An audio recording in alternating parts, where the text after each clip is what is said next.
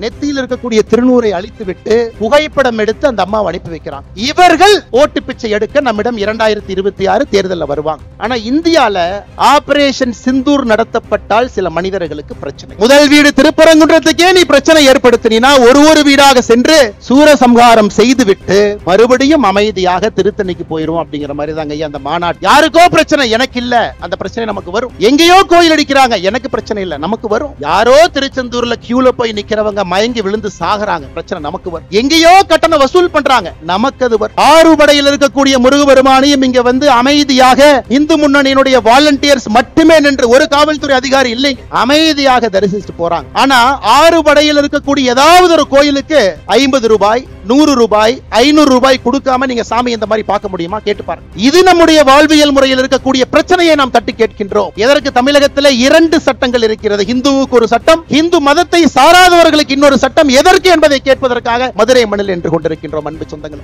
வெற்றிவேல் முருகனுக்கு, வீரவேல் முருகனுக்கு. அன்பு சொந்தங்களே, இந்து சொந்தங்களே, நாம் யாரும் கூட நிச்சயமாக பயப்பட தேவையில்லை. காரணம், வருண பகவான் இன்னும் ஒரு 1.5 மணி நேரத்துக்கு நம்மளை சோதிக்க போவது கிடையாது. இது மலை துளிகள் என்று சொல்வதை விட இது கண்ணீர் துளிகள்.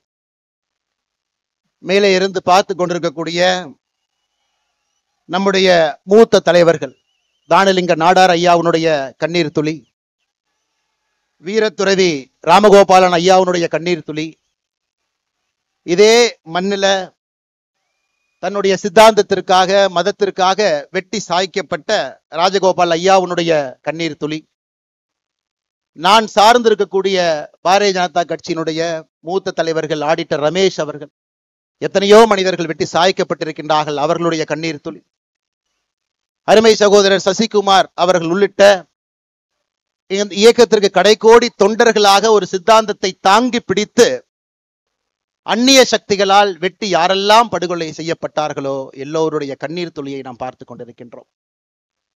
இவ்வளவு பெரிய ஒரு கூட்டம், எழுச்சியான ஒரு கூட்டம், ஒரு மதத்தை சார்ந்தவர்கள், வாழ்வியல் முறையை பின்பற்றக்கூடியவர்கள், நம்முடைய நிலத்தினுடைய கடவுள் தமிழ் கடவுள் முருகபெருமானை மையமாக வைத்து மதுரை மாநகரத்தில் சங்கமித்து இந்து முன்னணி அவர்கள் ஏற்பாடு செய்திருக்கக்கூடிய இந்த கூட்டத்திலே நாம் எல்லாம் பங்கேற்றுக் கொண்டிருக்கின்றோம்.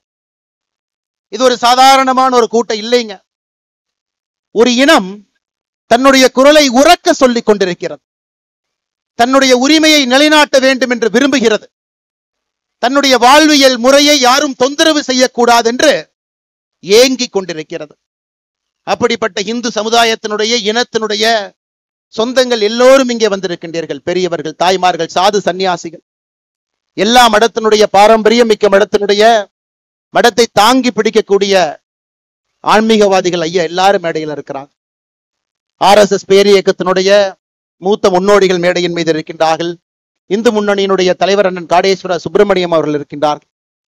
நான் சார்ந்திருக்கக்கூடிய பாரதிய ஜனதா கட்சியினுடைய தலைவர் அன்புக்குரிய அண்ணன் நயினார் நாகேந்திரன் அவர்கள், எல்லா மூத்த தலைவர்கள் மேடையின் மீது இருக்கின்றார்கள். மிக முக்கியமாக இந்த நிகழ்ச்சிக்காக தன்னுடைய பொறுப்பை எல்லாம் விட்டுவிட்டு, இதுதான் என்னுடைய முதல் பொறுப்பு, எங்கே சனாதன தர்ம பிரச்சனைக்கு உள்ளாக்கப்படுகிறதோ அங்கே நான் இருப்பேன் என்று சொல்லி இந்த நிகழ்வுக்கு ஆந்திரா மாநிலத்தினுடைய துணை முதல்வர் அண்ணன் பவன் கல்யாண் அவர்களும் கூட இங்கே நம்மோடு வந்து நின்று கொண்டிருக்கின்றார். அருமை சொந்தங்களை, ஒரே ஒரு நிமிஷம் யோசிச்சு பாருங்க. உலகத்துல யூதர்கள், ஜூஸ், மொத்த மக்கள் தொகையில வெறும் 0.2 விழுக்காடு இருக்கிறாங்க. 0.2 விழுக்காடு. அவர்களுடைய வாழ்வியல் முறையை தொந்தரவு செய்வதற்காக வெறும் 0.2 விழுக்காடு இருக்கக்கூடிய ஒரு இனம் 4 நாடுகளோடு சண்டை போட்டு நின்று கொண்டிருக்கின்றார்கள். 4 நாடுகளோடு. அந்த ஊர்ல இன்னைக்கு போய் நீங்க பாத்தீங்கன்னா அங்க இருக்கக்கூடிய குழந்தைகள் எல்லாம் பள்ளிக்கூடத்தை மொத்தமாக மூடி இருக்கின்றார்கள். ஹாஸ்பிட்டல் எல்லாமே கீழே கொண்டு போயிட்டாங்க, அண்டர் கிரவுண்டுக்கு. அந்த நாட்டை ஆளக்கூடிய தலைவர்கள் இதற்காகத்தான் மக்கள் எங்களுக்கு வாக்களித்திருக்கின்றார்கள், என்னுடைய வாழ்வியல் முறையை யார் தவறு செய்தாலும் வாழ்வியல் முறைக்கு தொந்தரவு செய்தாலும் எதிர்த்து நிற்போம் என்று இஸ்ரேல் நாடு நின்று கொண்டிருக்கிறது. இன்னொரு பக்கம் அமெரிக்காவை பாருங்க. நேற்று அவர்களுடைய விமானம் 37 மணி நேரம் தரையிலே படாமல் பறந்து வந்து இன்னொரு நாட்டின் மீது குண்டை வீசிவிட்டு திரும்ப சென்றிருக்கின்றார்கள். உலகம் முழுவதும் பார்க்கிறோம். ஆனா இந்தியால ஆபரேஷன் சிந்தூர் நடத்தப்பட்டால் சில மனிதர்களுக்கு பிரச்சனை. அதை நாம் நல்லா புரிஞ்சுக்கணுங்க ஐயா. எதற்காக இந்த இனம் இங்கே ஒன்றாக நிற்கிறது, எதற்காக அதனுடைய குரல் உரக்க கேட்கப்பட வேண்டும் என்று இருந்தால், நம்ம ஊர்ல மட்டும்தான் நம்முடைய வாழ்வியல் முறையை தொந்தரவு செய்து ஏப்ரல் 22ஆம் தேதி பெஹல்காம்ல நீ எந்த வாழ்வியல் முறையை பின்பற்றுகின்றாய், நீ இந்து மதமா என்கின்ற ஒரே காரணத்திற்காக 26 மனிதர்களை தனித்தனியாக நிறுத்தி நெத்தி புட்டிலே சுற்று கொண்டு விட்டு இந்த மதம் இருக்கக்கூடாது என்று ஒருவர் நினைக்கின்றார். பதிலுக்கு பதிலாக எல்லை தாண்டி அந்த பயங்கரவாத நாட்டுக்குள்ள நம்ம போயிட்டு வரும் பொழுது மட்டும்தான் நம்முடைய நாட்டுல சில பேர்த்துக்கு பிரச்சனை. நன்றாக உணர்ந்து கொள்ள வேண்டும், நன்றாக உணர்ந்து கொள்ள வேண்டும். இஸ்ரேல் எப்படி நிக்கிறான் பாருங்க, அமெரிக்காக்காரர் எப்படி நிக்கிறான் பாருங்க. இன்னைக்கு இந்தியர்கள் முதலாக நாம் பார்க்கின்றோம், நம்முடைய கண் முன்னால் நாம வாழக்கூடிய சம காலகட்டத்துல நாமும் எழுந்து நிற்கின்றோம். என்னுடைய வாழ்வியல் முறைக்கு பிரச்சனை வந்தால் எழுந்து நிற்பேன், திருப்பி அடிப்பேன் என்று. அன்பு சொந்தங்களே, அதற்காகத்தான் இந்த மதுரையில முருகபெருமானுடைய மாநாடு நடந்து கொண்டிருக்கிறது. காரணம், இந்துக்களை பொறுத்தவரை சின்னதாக யாராவது தொந்தரவு பண்ணா நம்ம பெருசா கண்டுக்க மாட்டோம், பரவாயில்ல மன்னிச்சு போயிரும். பெரிதாக தொந்தரவு செய்தாலும் கூட அதையும் கண்டுக்க மாட்டோம், மன்னிச்சு போயிரும் சொல்லுவோம். ஆனா இன்னைக்கு அதையெல்லாம் தாண்டி நம்முடைய வாழ்வியல் முறைக்கு தொடர்ச்சியாக பிரச்சனைகள் வந்து கொண்டே இருக்கிறது. இந்து என்பதற்காக நான் ஏற்கனவே சொன்னதை போல நம்முடைய கடைக்கோடி தொண்டர்கள் கொல்லப்படுகின்றார்கள். இந்த மதத்தை பின்பற்றினா மட்டும் நம்முடைய வாக்கை பெற்று அரசியல்வாதிகளாக அதிகாரத்தில் இருக்கக்கூடியவங்க கோவில் இப்படி இருக்கும், கூம்பு மாதிரி இருக்கும் அசிங்கப்படுத்துறாங்க. இந்து மக்கள்கிட்ட ஒற்றுமை எப்பொழுதும் வராது என்கின்ற தைரியத்துல அரசியல்வாதிகள் இன்னும் பழைய அரசியலை செய்து கொண்டிருக்கின்றார்கள். அதையெல்லாம் உடைத்து காட்ட வேண்டும். என்னுடைய கோவில்கள் பாதுகாக்கப்பட வேண்டும். எங்களுடைய வாழ்வியல் முறையில் எந்த பிரச்சனையும் வரக்கூடாது. எங்களுடைய குழந்தைகள் தைரியமா ஒரு ஸ்கூலுக்கு போனா கூட திருநூறு வச்சுட்டு போகணும். எங்களுடைய குழந்தைகள் இன்னைக்கு வட தமிழ்நாட்டில் ஒரு ஸ்கூலுக்கு போனா கூட ருத்ராட்ச கொட்டையை வெளியே அணிந்து கொண்டு செல்ல வேண்டும். இதெல்லாம் இன்னைக்கு மக்களுக்கு ஏற்படக்கூடிய பிரச்சனையாக இருக்கிறது. அன்பு சொந்தங்கள், அதற்கெல்லாம் இந்த முருகர் மாநாடு தேவைப்படுகிறது. ஒரு பக்கம் எழுச்சி, ஆளுகின்ற ஆட்சியாளர்களுக்கு எச்சரிக்கை மணி. 5 லட்சம் பேர் மதுரையில காசு கொடுக்காம கொள்கைக்காக மழை வரும் என்று தெரிந்தும் கூட்டம் அதிகமாக இருக்கும். அதுல என்னைய மதிப்பாங்களா? கடைக்கோடியில் உட்கார்ந்து இருக்கிறேன் நான் விஐபியா? எனக்கு சேர் கொடுப்பாங்களா? எந்த கேள்வியும் இல்லாம இது என்னுடைய மாநாடு, என்னுடைய வாழ்வியல் முறையை காக்கக்கூடிய மாநாடு என்று வந்திருக்கின்றீர்கள். இதிலே எச்சரிக்கை மணி அங்க போகும். முருகபெருமான் நல்லா பாருங்க, 6 படை சாதாரணமான வீடுகள் இல்லைங்க. நல்லா பாருங்க, எல்லா வீடுகளுக்கும் ஒரு தன்மை, அறிவு, ஞானம். பழனி என்னுடைய தந்தைக்கே நான் ஒரு தாரக மந்திரத்தை சொல்லி கொடுக்கிறேன், அதற்கு ஒரு வீடு. திருமணம் செய்து கொண்டு இல்லற வாழ்க்கையிலே அமைதியாக இருப்பேன், அதற்கும் ஒரு வீடு. நல்லா யோசிச்சு பாருங்க. என தேவையில்லாம பிரச்சனை பண்ணினா சூரசம்ஹாரம் பண்ணிடுவேன், அதற்கும் ஒரு வீடு. சூரசம்ஹாரம் செய்துவிட்டு அமைதியாக திருத்தணியில போய் இருப்பேன், அதற்கும் ஒரு வீடு. ஆளுகின்ற ஆட்சியாளர்கள் முருக பக்தர்களை எந்த வீட்டிலே வைத்து பார்க்க வேண்டும் என்று இந்த மாநாடு மூலமாக அவர்களுக்கு தெரியும். முதல் வீடு திருப்பரங்குன்றத்துக்கே நீ பிரச்சனை ஏற்படுத்தினா ஒரு வீடாக சென்று சூரசம்ஹாரம் செய்துவிட்டு மறுபடியும் அமைதியாக திருத்தணிக்கு போயிரும். அப்படிங்கிற மாதிரி தாங்க ஐயா அந்த மாநாட்டில் ஒரு பெரிய செய்தியை நாம் சொல்லி இருக்கின்றோம். என்னுடைய வாழ்வியல் முறையில தலையிடாத, ஏன்னா நம்ம யாருக்குமே தொந்தரவு பண்ணல. இன்னைக்கு உலகத்தில் இருக்கக்கூடிய எல்லா மதத்தையும் பாருங்க ஐயா, எத்தனை கோடி மனிதர்கள் எந்த மதத்தை பின்பற்றாங்க பாருங்க. கிறிஸ்தவ மதம் 230 கோடி, கிறிஸ்தவ மதம் 200 கோடி, இந்து மதம் 120 கோடி. இதுல ஆச்சரியம் என்னன்னாங்க, 190 கோடி பேர் இந்த உலகத்துல எந்த மதத்தையும் பின்பற்றாம இருக்கிறாங்க, அன்அஃபிலியேட்டடுங்கிறாங்க. 230 கோடி கிறிஸ்தவர்கள் இருக்கிறாங்க, 200 கோடி இஸ்லாமியர்கள் இருக்கிறாங்க. 190 கோடி பேர் எந்த மதத்தையும் சாராதவர்கள், இந்து மதத்தை சார்ந்தவங்க 120 கோடி. எத்தனை நாட்டில் இருக்காங்கன்னு பாருங்க. இந்த மதத்தை பின்பற்றக்கூடியவங்க எத்தனை நாட்டில் இருக்காங்க? கிறிஸ்தவ மதத்தை பொறுத்தவரை 120 நாடுகள்ல அவங்க பெரும்பான்மை. இஸ்லாமிய மதத்தை பொறுத்தவரை 53 நாடுகள் அவர்கள் பெரும்பான்மை. அன்அஃபிலியேட்டட், எந்த மதத்தையும் சாராதவன் 10 நாடுகள்ல அவர்களும் பெரும்பான்மை. ஆனா நான் இந்து மதத்தை சார்ந்தவன். 2 நாடுகள்ல மட்டும்தான் நாம் பெரும்பான்மையாக இருக்கின்றோம். இரண்டாவது, இந்த மாநாட்டினுடைய முக்கியமான நோக்கம், ஒரு இந்துவுக்கும் இந்த எழுச்சி இருக்கணுங்க ஐயா, ஒருத்தருக்கு இருக்கணும்.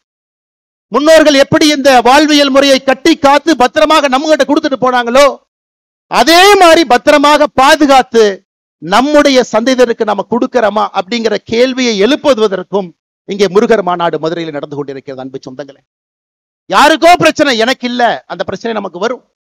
எங்கேயோ கோயில் அடிக்கிறாங்க, எனக்கு பிரச்சனை இல்லை, நமக்கு வரும்.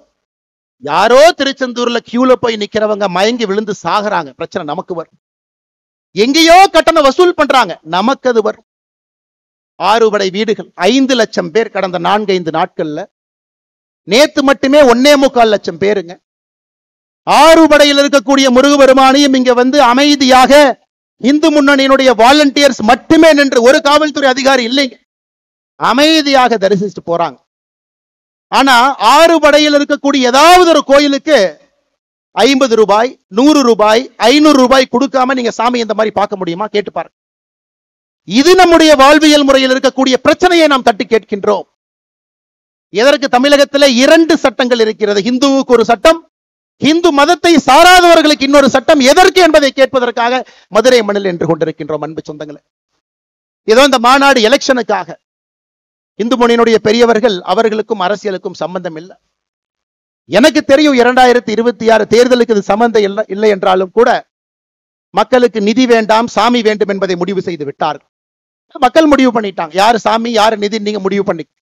அதனால இது அரசியலுக்காக கிடையாது. இது ஒரு மிக முக்கியமாக நாம் இந்த கூட்டத்தில் ஒன்றாக சேர்ந்திருப்பது நம்முடைய வாழ்வியல் முறையை மீட்டெடுப்பதற்காக, கேள்வி எழுப்புவதற்காக.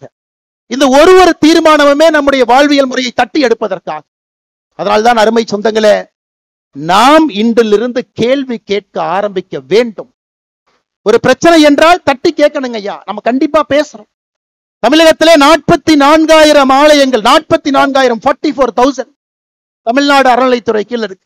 எப்ப வந்துச்சு பாருங்க, 1925 போர்டா வந்துச்சு, என்டோமென்ட் போர்டாக. 1951 சட்டமாக வந்துச்சு. 5,25,000 ஏக்கர் இருக்கக்கூடிய ஒரு அரசு இயந்திரம். 44,000 கோவில்கள் நிர்வாகம் செய்யப்படுகின்றது. 1000 ஆண்டுகளுக்கு மேல பழமையான கோவில்கள் மட்டும் 344 கோவில்கள் அறநிலைத்துறையினுடைய கட்டுப்பாட்டில் இருக்கு. எங்கேயாச்சும் ஒரு இடத்துல ஒழுக்கமாக அறநிலைத்துறையினுடைய செயல்பாடு இருக்கான்னு நீங்க கேட்டுப்பாரு. பணம் இருப்பவனுக்கு ஒரு மாதிரி, பணம் இல்லாதவருக்கு ஒரு மாதிரி. கேள்வி கேட்டுப்பாரு.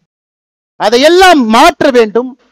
ஒரு புதுவிதமாக ஆன்மீகத்தை முன்வைத்து நடக்கக்கூடிய ஒரு ஆட்சி மட்டுமல்ல, ஆன்மீகத்தை முன்வைத்து இந்த சமுதாயம் தன்னை வழிநடத்தி கொள்ள வேண்டும் என்பதற்காக இந்த முருகர் மாநாடு நடந்து கொண்டிருக்கிறது. அன்பு சொந்தங்களே, அதனால இங்க வந்திருக்கக்கூடிய எல்லோருமே முருக பக்தர்களாக வந்திருக்கிறீங்க. ஆனா போகும் பொழுது வீர பாகுவாகவும் நாங்க போறோம் அப்படிங்கிறத நம்ம மறந்துடக்கூடாதுங்க. இந்த மதுரை மண்ணிலிருந்து திரும்பி செல்லும் பொழுது நமக்கு அந்த உணர்வு வேண்டும். 230 கோடி கிறிஸ்தவர்கள் என்று சொன்னேன். கடந்த 10 ஆண்டுகள்ல கிறிஸ்தவ மக்கள் தொகை உலக அளவுல 12 கோடி உயர்ந்திருக்கிறது. 200 கோடி இஸ்லாமியர்கள் என்று சொன்னேன். கடந்த 10 ஆண்டுகள்ல இஸ்லாமியர்களுடைய மக்கள் தொகை 35 கோடி உயர்ந்திருக்கிறது.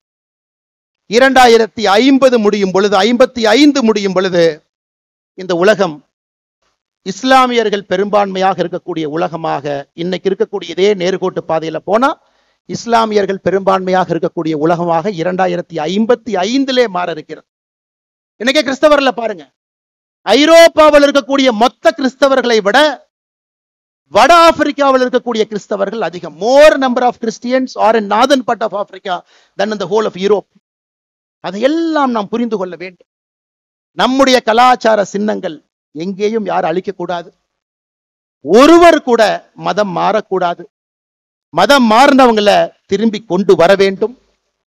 120 கோடி இருக்கக்கூடிய உலகத்துல இன்னைக்கு 4வது பெரும்பான்மை சமுதாயமாக இருக்கின்ற நம்முடைய சமுதாயம் தொடர்ந்து இதே போல இருக்கணும். காரணம், இன்னைக்கு தமிழகத்தினுடைய அரசியல் களத்துல பாத்தீங்கன்னா தமிழ் வேறு, ஆன்மீகம் வேறு, இலக்கியங்கள் வேறு என்று பிரித்திருக்கின்றார்கள். ஆனா நம்ம ஊர்ல அப்படி பிரிக்க முடியாது.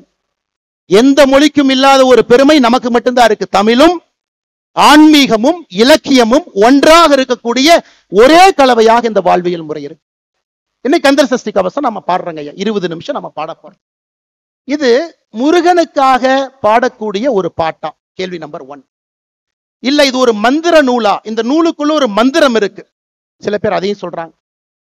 அதையெல்லாம் தாண்டி கந்த சஷ்டி கவசத்தை மட்டும் பாடினீங்கன்னா போதும், இருக்கக்கூடிய எல்லா பிரச்சனைகளும் காணாம போயிடும். இது 3 விதமாக இலக்கியமாக பார்க்கின்றார்கள், பக்தியாக பார்க்கிறாங்க, ஆன்மீகமா பார்க்கிறாங்க. கந்த சஷ்டி கவசம். கந்தங்கிறது என்னங்க ஐயா? நம்முடைய தொப்புள் கொடி எங்க இருக்கோ அங்கே இருந்து 2 இன்ச் கீழே வந்தீங்கன்னா நாபி கமலம் இருக்குங்க. உடம்பிலே சில இடத்துல மட்டும்தான் நம்முடைய நர்வஸ் சிஸ்டம் அங்க மட்டும்தான் போய் எண்ட் ஆகுதுங்க ஐயா, பாதங்கள்ல, கைகள்ல. அதே போல தொப்புளுக்கு கீழே 2 இன்ச்ல அது போய் நிக்குது. அதை பழைய தமிழ்ல 18ஆம் நூற்றாண்டுல சென்னிமலையில இந்த நூலை முதலாக சுப்பிரமணிய சாமிக்கு முன்னாடி ஏற்றிய பொழுது தேவராய சுவாமிகள் அவர்கள் கந்த என்று குறிப்பிட்டது நம்முடைய தொப்புள் கொடிக்கு கீழே இருக்கக்கூடிய 2 இன்ச் பகுதியில் இருக்கக்கூடிய பகுதி சஷ்டி. இன்னைக்கு சஷ்டி ஒரு நாளாக கொண்டாடுகின்றோம். ஆனா பழைய தமிழ்ல சஷ்டி என்றால் அது சட்டி. எப்படி அந்த தொப்புள் கொடிக்கு 2 இன்ச்சுக்கு கீழே உள்ள பாத்தீங்கன்னா அந்த பகுதி சட்டி போல இருக்கும். கந்த சஷ்டி கவசம் அப்படின்னா தொப்புள் கொடிக்கு 2 இன்ச்சுக்கு கீழே இருக்கக்கூடிய சட்டி போன்ற அந்த பகுதியை பாதுகாப்பதற்காக பாடப்பட்ட ஒரு பாடலை கந்த சஷ்டி கவசம்னு சொல்றோம். இது இன்னொரு விதத்துல பாருங்க, சட்டியில் இருந்தா தான் அகப்பையில வரும், சஷ்டியில் இருந்தால் தான் அகைப்பையில் வரும். சஷ்டியில விரதம் இருக்கிறீங்கன்னா அகைப்பையில உயிர் உண்டாகும் என்பதற்காக சொல்லப்பட்டது. இந்த முழு கந்த சஷ்டி கவசத்துல அவ்வளவு சயின்ஸ் இருக்குதுங்க. இன்னைக்கு விஞ்ஞானத்திற்கு என்னவெல்லாம் தேவையோ எல்லாம் கந்த சஷ்டி கவசத்துல இருக்கு. அதனால்தான் நம்மை வாழ்வியல் நெறி என்று சொல்லுகின்றோம். தமிழ் மொழியிலே ஆன்மீகமும் அறிவியலும் கலந்திருக்கிறது என்று சொல்லுகின்றோம். இந்த மொழியை பிரிச்சு பார்க்க முடியாது. அதை திரும்ப எப்ப நம்ம மையப்பகுதி கொண்டு வர போகின்றோம்? ஒரு கந்த சஷ்டி கவசத்திலிருந்து ஆரம்பிச்சு ஒரு விஷயம் நாம் பேசலாங்க ஐயா, ஒரு விஷயம்.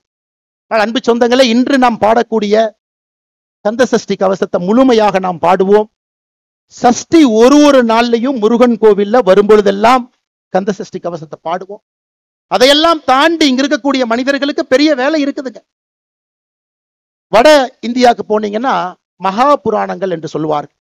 18 மகா புராணங்கள் இருக்கு. ஏன்னா தமிழ்நாட்டில் அரசியல்வாதிகள் அப்படியே பிரிச்சுட்டு போயிடுவாங்க. முருகன் தமிழ் கடவுள் மட்டும்தான். முருகன் வட இந்தியால யாருக்குமே முருகனை தெரியாது. வட இந்தியாவில் இருக்கக்கூடிய மகா புராணத்தை எடுத்துக்கிட்டீங்கன்னா 18 மகா புராணமும் சேர்ந்து 95,000 ஸ்லோகன் இருக்கு. ஆனா ஒரே ஒரு ஸ்கந்த புராணத்துல மட்டும் 1,00,000 ஸ்லோகன் இருக்கு. ஸ்கந்த புராணம் எப்ப வந்துச்சு? அதை கண்டுபிடிச்சது ஆங்கிலேயன். கேம்பிரிட்ஜ் பல்கலைக்கழகத்தில் இருக்கக்கூடிய செசில் பெண்டால் 1898 நேபாள ஓலைச்சுவடைகளை கண்டுபிடித்து இதுதான் ஸ்கந்த புராணம் கண்டுபிடிச்சாங்க. ஆனா இன்னைக்கு அவர் கண்டுபிடித்தது வெறும் 81,000 ஓலைச்சுவடிகள் தான், ஸ்லோகங்கள் தான். அப்படி என்றால் அவ்வளவு விஷயம் இருக்குதுங்க, அவ்வளவு விஷயங்கள் இருக்கு. நிறைய நாம் என்ன கண்டுபிடிக்கணும். ஆட்சியாளர்கள் அதற்காக நிதி கொடுக்கணும். நம்முடைய பண்டைய தமிழ் நாகரிகம், கலாச்சாரம், வழிபாடு எல்லாத்தையும் தேடி தேடி படிக்கணும். ஏன்னா இன்றைய காலகட்டத்திற்கு தேவையான எல்லா பிரச்சனைகளுக்கான தீர்வு அதில் இருக்குதுங்க ஐயா. ஒரே ஒரு உதாரணம் இன்னைக்கு நாம சொல்றோங்க ஐயா. இன்னைக்கு நாம சொல்றோம் திருப்புகழே பாத்தீங்கன்னா அதிர்ஷ்டவசமாகத்தாங்க ஐயா அச்சுக்கு வந்துச்சு. 2 உதாரணத்தை மட்டும்தான் நான் கொடுக்குறேங்க. 1871 கடலூர் கோர்ட்ல சண்டை போட்டுக்கிறாங்க சிதம்பரம் கோவிலுடைய தீட்சிதாரும் ஆங்கிலேயர்கள். அன்னைக்கும் தீட்சிதார்கள் சொல்றாங்க இந்த கோவில்ல வழிபடுற உரிமை எங்களுக்கு மட்டும்தான் இருக்கு. வெள்ளக்கார ஜட்ஜு சொல்றாரு, எப்படி வழிபடுவீங்க, பாடி காட்டுங்க அப்படின்னு. தீட்சிதார்கள் பாட ஆரம்பிக்கின்றார்கள். அந்த கோவில்ல டைப்பிஸ்ட் தட்டச்சிரா சுப்பிரமணிய பிள்ளைன்னு ஒருத்தர் இருக்கார். அருமையா இருக்கே இந்த பாட்டு. தீட்சிதார தனியா கூப்பிட்டு, ஐயா ஒரு பாட்டு பாடுறீங்க, என்னங்க ஐயான்னு கேட்கிறாங்க. ஐயா இதுதாங்க ஐயா திருப்புகழ் அப்படிங்கிறாங்க. 5 நூற்றாண்டுகளாக 13ஆம் நூற்றாண்டிலிருந்து வார்த்தையாக இல்லாமல் வெறும் வாயிலே பாடிக்கொண்டிருக்கிறார். அதை கேள்விப்பட்டோடனே சுப்பிரமணிய பிள்ளை அங்கேயே தன்னுடைய வேலையை விட்டுவிட்டு அவர் உட்கார்ந்து திருப்புகழை அச்சில ஏத்துறாங்க. இந்த மாதிரி பல விஷயங்கள் இதெல்லாம் ஒளிஞ்சு கிடக்குதுங்க ஐயா, அவ்வளவு இடத்துல இருக்கு. 5400 ஆண்டுகள் பழமையான தமிழினம் என்று சொல்லுகின்றோம். ஆனால் 5400 ஆண்டுகளாக எப்படி வாழ்ந்தார்களோ அதுபோல் வாழ்வதற்கு அரசியல்வாதிகள் நம்மை விடுவார்களா என்கின்ற கேள்வியும் நாம கேட்கிறோம். அதுதான் அருமை சொந்தங்களே, இது போன்ற மாநாடுகள் இன்னும் நடந்து கொண்டே இருக்கும். ஒரு பிரச்சனை வரும் பொழுதெல்லாம் நாம் ஒன்று சேருவோம். அதைவிட முக்கியம், எதற்காக ஒன்று சேருகின்றோம் என்பது முக்கியம். நம்முடைய இனத்தினுடைய அடையாளத்தை தைரியமாக, தீர்க்கமாக, வெட்ட வெளியில அதை நாம் வெளிப்படுத்த வேண்டிய கட்டாயம் இருக்கு. யாருக்கும் நாம் எதிரி கிடையாது. இரண்டே நாடுகள்ல மட்டும் பெரும்பான்மையாக இருந்தாலும் கூட நம்ம யாருக்கும் எதிரி இல்லைங்க. அதை தைரியமா நீங்க காட்டுங்க. நேத்து திருப்பரங்குன்றத்தில் அரசியல்வாதி ஒருத்தர் வர்றார், இன்னைக்கு எம்பியா இருக்கார், ஒரு முக்கிய கட்சியினுடைய தலைவர். கோவில்ல சாமி கும்பிட்டு வர்றார் 4 நாட்களுக்கு முன்பு. ஒரு அம்மா செல்ஃபி கேட்கிறாங்க. நெத்தியில் இருக்கக்கூடிய திருநூரை அழித்து விட்டு புகைப்படம் எடுத்து அந்த அம்மாவை அனுப்பி வைக்கிறாங்க. இவர்கள் ஓட்டு பிச்சை எடுக்க நம்மிடம் 2026 தேர்தலில் வருவாங்க. அன்னைக்கு கோயிலுக்கு போவாங்க, அன்னைக்கு நம்மை பற்றி நன்றாக சொல்லுவாங்க. அதை எல்லாம் நம்ம உணர்ந்துக்கணும். இந்துக்கள் நன்றாக உணர்ந்து கொள்ள வேண்டும், நாம் யாருக்கும் எதிரி இல்லை. நம்மை எதிரியாக நினைப்பவர்களுக்கு நாம் எதிரி என்பதிலே மிக மிக மிக தெளிவாக இருக்க வேண்டும் அன்பு சொந்தங்கள். அது மட்டும் இல்லாம இன்னைக்கு பாருங்க, உலகத்தில் இருக்கக்கூடிய எத்தனையோ நகரங்கள் அழிந்து கொண்டிருக்கிறது. டெட்ராய்ட் ஒரு காலத்துல உலகத்தில் இருக்கக்கூடிய ஆட்டோமொபைல் அங்க இருந்தாங்க வந்துச்சு. 10 ஆண்டுகள் அமெரிக்காவில் டெட்ராய்டினுடைய மக்கள் தொகை மட்டுமே 25 விழுக்காடு குறைஞ்சிருக்கு. அப்ப எந்த நகரங்கள் செழிப்பா இருக்குன்னு பாத்தீங்கன்னா கோவிலை சார்ந்த நகரங்கள் மட்டும்தான் செழிப்பா இருக்கு. யுஎஸ்ல அட்லாண்டிக் சிட்டி கேம்பிளிங்காக ஆரம்பிச்சாங்க, காணாம போயிருச்சு. டெட்ராய்ட் மேனுஃபேக்சரிங்காக ஆரம்பிச்சாங்க, காணாம போயிருச்சு. ஆனா கோவில்களை சார்ந்து இருக்கக்கூடிய நகரத்தை பாருங்க, மதுரை முதல் சங்கம், இடைச்சங்கம், கடை சங்கம், 4வது சங்கத்தை தாண்டி நின்று கொண்டிருக்கிறது. பாருங்க, கோவில்கள் எங்கே எல்லாம் இருக்கின்றதோ அந்த நகரத்தை ஒரே நிமிஷம் கூர்மையா பாருங்க. காசியை பாருங்க, உஜ்ஜயினை பாருங்க. தமிழகத்துல கோவிலுக்காங்க பஞ்சம். 44,000 கோவில்கள் என்று சொல்லுகின்றோம். அதையெல்லாம் தாண்டி எத்தனை இலக்கியங்கள், எத்தனை கோவில்கள் இயற்றப்பட்டிருக்குன்னு மட்டும் ஒரு நிமிஷம் யோசிச்சு பாருங்க ஐயா. ஒரே நிமிஷம் யோசிச்சு பாருங்க. திருப்புகழ் பாடல் பெற்ற தலங்கள் 120 ஐயா. தேவார பாடல் பெற்ற ஸ்தலங்கள் 274 சிவாலயங்கள். மங்கள சாசனம் பெற்ற 108 திவ்ய தேசங்கள், 33 சக்தி பீடங்கள். எல்லா நகரமுமே ஒரு கோவிலை சார்ந்திருக்கின்ற காரணத்தினால் அந்த நகரத்துக்கு அழிவு இல்லை, அந்த கலாச்சாரத்திற்கு அழிவு இல்லை, அந்த தமிழ் மக்களுக்கு அழிவு இல்லை. இன்னைக்கு இருக்கக்கூடிய திமுக கட்சி அரசியல் பேசக்கூடாது இருந்தும் ஒரு சின்ன விஷயத்தை அரசியலாக பேசவில்லை. 5400 ஆண்டுகள் சந்தோஷம். 5400 ஆண்டுகள். ஏன் 5400 ஆண்டுகள் என்றால் கோவில்களை சார்ந்து இந்த கலாச்சாரம் இருந்ததால் 5400 ஆண்டுகள். இதை நம்ம நல்லா புரிஞ்சுக்கணுங்க ஐயா. அதனால் நம்முடைய கடமை. இன்னைக்கு இந்தியாவில எத்தனையோ நகரங்கள், ஐயா பவன் கல்யாணம் அவங்க வந்திருக்கிறாங்க.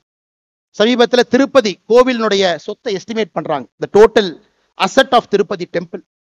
திருப்பதி டெம்பிளை பொறுத்த வரைக்கும் இந்தியாவில் 917 இடத்துல ப்ராப்பர்ட்டி வச்சிருக்கிறாங்க, சென்னை உட்பட. மொத்தமாக அசஸ் பண்ணி பார்த்தா திருப்பதி மட்டுமே 2,47,000 கோடி ரூபாய் சொத்து திருப்பதியில் இருக்கக்கூடிய ஏழுமலையானுக்கு இருக்கு. 2,47,000 கோடி. தமிழ்நாடு அரசனுடைய ஒரு பட்ஜெட்டுங்கிறது 3 லட்சம் கோடிங்க ஐயா. அதனால் ஆன்மீகம் சார்ந்த அரசியல், ஆன்மீகம் சார்ந்த வாழ்வியல் நெறி, ஆன்மீகம் சார்ந்த பொருளாதாரம் வரும் பொழுது மட்டும்தான் முருகன் நிம்மதியாக இருப்பார். முருகன் நிம்மதியாக இருக்கும் பொழுது நாம் நிம்மதியாக இருப்போம். நாம் நிம்மதியாக இருக்கும் பொழுது நம்முடைய கலாச்சாரம் நிம்மதியாக இருக்கும். அன்பு சொந்தங்களே, இதையெல்லாம் நீங்க கொஞ்சம் கவனத்தில் எடுத்துக்கங்க. இவ்வளவு தூரம் வந்திருக்கிறீங்க. போகும் பொழுது வரும் பொழுது எதுவும் நமக்கு நடக்காது. காரணம், எப்பொழுதும் முருகபெருமான் நம்ம கிட்ட இருந்து பார்த்துக்கிட்டே இருக்கிறான். எனக்கு முன்பு சிரவை ஆதீனம் சாமி பேசும் பொழுது ஒரு அற்புதமான கந்தர் அலங்காரத்தை சொல்லிட்டு இதை மட்டும் சொல்லுங்க போதும் என்றார். ஐயாவுடைய அனுமதியோடு மறுபடியும் உங்கள் முன்னாடி நான் சொல்றேன். நாள் என் செய்யும். இன்னைக்கு நாள் செவ்வாய் சரியில்லை, செவ்வாய்க்கிழமை பண்ணாதீங்க, புதன்கிழமை பண்ணாதீங்க. நாள் என் செய்யும், வினைதான் என் செய்யும். வினை என்னை என்னதான் பண்ணிரும். என்னை நாடி வந்த கோள் என் செய்யும். சனி பகவான் வந்துட்டாரு, சுக்கர பகவான் வந்துட்டாரு, சூரிய பகவான் வந்துட்டார். கொடும் கூற்று என் செய்யும். நாள் என் செய்யும், வினைதான் என் செய்யும், என்னை நாடி வந்த கோள் என் செய்யும், கொடும் கூற்று என் செய்யும். குமரேசர் இரு தாளும் சிலம்பும் சதங்கையும் தண்டையும் சண்முகமும் தோளும் கடம்பும் எனக்கு முன்பே வந்து தோன்றின. இது நம்முடைய கந்தர் அலங்காரத்துக்கு அருணகிரிநாதர் சுவாமிகள் சொன்னது. எப்பொழுதுமே ஆண்டவன் நம்மோடு இருக்கின்றான், நம்மை பாதுகாத்துக் கொண்டிருக்கின்றார். எப்பொழுதும் நம்முடைய வாழ்வு சிறப்பாக இருக்கும். அதனாலதான் பாருங்க, மழை வந்த மழை கூட நின்று இருக்கிறது. ஏன்னா பவன் கல்யாணம் அவங்க பேசி கந்தர் சஷ்டி கவசம் முழுவதுமாக முடிந்து அதன் பிறகு தீபாராத்தனை சாமிக்கு காட்டி நமக்கு காட்டும் வரை மழை வரப்போவது கிடையாது. கண்ணீர் துளிகள் மட்டும் வந்து கொண்டிருக்கும். இப்படிப்பட்ட சிறப்பாய்ந்த ஒரு மாநாடு நடத்தியதற்கு, இந்துக்களை எல்லாம் ஒருங்கிணைத்து காட்டியதற்கு, எத்தனையோ மனிதர்கள் பெயர் தெரியாம இந்த இயக்கத்துல டிராபிக்கை ரெகுலேட் பண்ணிட்டு இருக்கிறாங்க. முன்னாடி இல்லாம ரோட்ல அவ்வளவு பேர் நிக்கிறாங்க. அத்தனை இந்த பேர் இயக்கத்தினுடைய தொண்டர்கள் நின்று கொண்டிருக்கின்றார்கள். பாரதிய ஜனதா கட்சியினுடைய தொண்டர்கள் வந்திருக்கின்றீர்கள். அனைத்து இந்திய அண்ணா திராவிட முன்னேற்ற கழகம் சார்பாக 4 முன்னாள் அமைச்சர்கள் தொண்டர்கள் வந்திருக்கின்றார்கள். சாதாரண பொதுமக்கள் வந்திருக்கின்றார்கள். முருக பக்தர்கள் வந்திருக்கின்றார்கள். அழைப்புதல் வாங்கிய கட்சி தலைவர்கள் எல்லோரும் தங்களுடைய தொண்டர்களை தலைவர்களை அனுப்பியிருக்கின்றார்கள். அப்படிப்பட்ட சிறப்பு வாய்ந்த மாநாடாக நம்முடைய அக்கா கனிமொழி அவர்கள் சொன்னது போல இன்னி தமிழ்நாட்டுல மதுரை முருகர் மாநாட்டுக்கு முன்பு, மதுரை முருகர் மாநாட்டுக்கு பின்பு என்றுதான் அரசியல் சரித்திரம் இருக்கும். அதை நடத்தி காட்டியதற்காக என்னுடைய மனமார்ந்த வாழ்த்துக்களையும் நன்றிகளையும் தெரிவித்துக் கொள்கின்றேன். நன்றி, வணக்கம். பாரத் மாதா கி ஜெய்.